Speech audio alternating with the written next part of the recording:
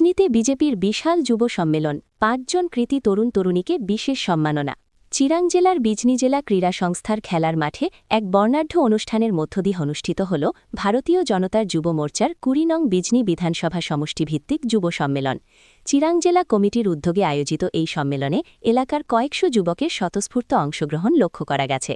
উপস্থিত নক্ষত্রমণ্ডলী সম্মেলনে উপস্থিত হয়ে যুবকদের দিশা দেখান রাজ্য ও জেলার শীর্ষ বিজেপি নেতৃবৃন্দ। উপস্থিত ছিলেন রঞ্জীব কুমার শর্মা, রাজ্য বিজেপি মুখপাত্র, রঞ্জন দাস, রাজ্য বিজেপি যুব মোর্চার সম্পাদক, অজয় কুমার রায়, বিজনীর বিধায়ক, রতনচন্দ্র রায়, চিরাং জেলা বিজেপি সভাপতি, অরূপ কুমার নাথ, রাজ্য বিজেপি ওবিসি মোর্চার প্রাক্তন সম্পাদক, কমল চন্দ্র দাস, চিরাং জেলা বিজেপি যুব মোর্চার সভাপতি। মেধার স্বীকৃতি ও সম্মাননা। অনুষ্ঠানে রাজনীতির পাশাপাশি সমাজ ও সংস্কৃতির প্রসারে গুরুত্ব দেওয়া হয়। সমাজের বিভিন্ন ক্ষেত্রে বিশেষ অবদানের জন্য ৫ জন কৃতী যুবক যুবতীকে জেলা কমিটির পক্ষ থেকে পুরস্কৃত করা হয়। তারা হলেন হিমাক্ষী পাঠক, কণ্ঠশিল্পী, মণিকুট রায়, চিত্রকর, অনুপম ভৌমিক, কণ্ঠশিল্পী, রাজেশ বসুমতারি, ফুটবল খেলোয়াড়, সনাতন মণ্ডল, মৃৎশিল্পী। নেতৃবৃন্দের বক্তব্য। সংবাদ মাধ্যমের মুখোমুখি হয়ে রাজ্য মুখপাত্র রঞ্জীব কুমার শর্মা এবং বিজনীর বিধায়ক অজয় কুমার রায় বলেন, যুবশক্তিই দেশের ভবিষ্যৎ। যুবকদের সৃজনশীল কাজে স্বীকৃতি দিতেই এই ক্ষুদ্র প্রয়াস এবং আগামী দিনে বিজনীর উন্নয়নে যুব সমাজকে একজোট হয়ে কাজ করার আহ্বান জানান তারা।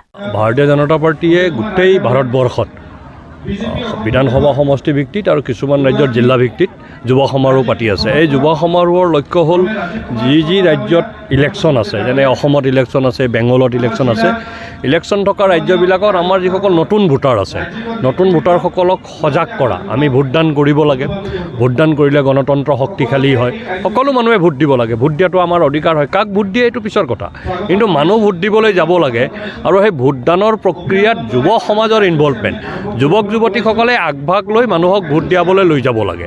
তাৰ কাৰণে সজাগতা কৰিবলৈ আমাৰ এই যুৱ সমাৰোহ, এই যুৱ সমাৰোহৰ জৰিয়তে আমি যুৱ শক্তিক একত্ৰিত কৰি সমাজক ভোটদানৰ প্ৰতি আকৰ্ষিত কৰা আৰু তেওঁলোকৰ অধিকাৰৰ বিষয়ে তেওঁলোকক সজাগ কৰা, তাৰ কাৰণে আমি কাম কৰোঁ। তাৰ কাৰণে এই সজাগতা সৃষ্টিৰ এটা প্ৰক্ৰিয়া বা এটা অংশ হিচাপে এই যুৱ সমাৰোহ আয়োজন কৰা হৈছে। আজি আমাৰ BDS খেলপথাৰত আমাৰ চিৰাং জিলা ভাৰতীয় যুৱ মোৰ্চাৰ উদ্যোগত যি যুৱ সন্মিলনৰ যি ব্যৱস্থা, ইয়াৰ কাৰণে কৰা হৈছে যে আমাৰ যিহেতু অসমত ভোট মানে নিৰ্বাচন খুব সমাগত, খুব কম সময়ৰ ভিতৰতে নিৰ্বাচন হ'বলৈ গৈ আছে। তেনে ক্ষেত্ৰত যুৱকসকলক বা নতুন ভোটাৰসকলক কেনেকৈ প্ৰেৰণা দিব পাৰি, গণতন্ত্ৰক কেনেকৈ শ্ৰদ্ধা জনাব পাৰি, আৰু এই যুৱকসকলে মানে অকল ভোট দিয়াই নহয়, আনক কেনেকৈ তেওঁলোকে হয়তো প্ৰেৰণা দিব পাৰে ভোট দিয়াৰ কাৰণে। কাৰণ আমি দেখিছোঁ যে আমাৰ ভোট পাৰ্চেণ্টেজটো বহুত কম হয়, 70 বা 75% ওপৰত নহয়। সেইকাৰণে যুৱকসকলে যদি এক্টিভ হয়, যুৱকসকলে যদি গণতন্ত্ৰক শ্ৰদ্ধা কৰা আৰম্ভ কৰে আৰু গণতন্ত্ৰৰ ওপৰত বিশ্বাস ৰাখে, তেতিয়া নিশ্চয়কৈ যুৱকসকলে কাম কৰিব, আৰু যুৱকসকলে কাম কৰিলে ভোটৰ পাৰ্চেণ্টেজ আমাৰ বাঢ়িব। তেতিয়াহ'লেহে গণতন্ত্ৰ যে আচল বস্তু কি বা গণতন্ত্ৰৰ মাহাত্য কি, তেতিয়াহ'লেহে উদ্ভৱ হ'ব বা বুজি পাবলৈ সক্ষম হ'ব।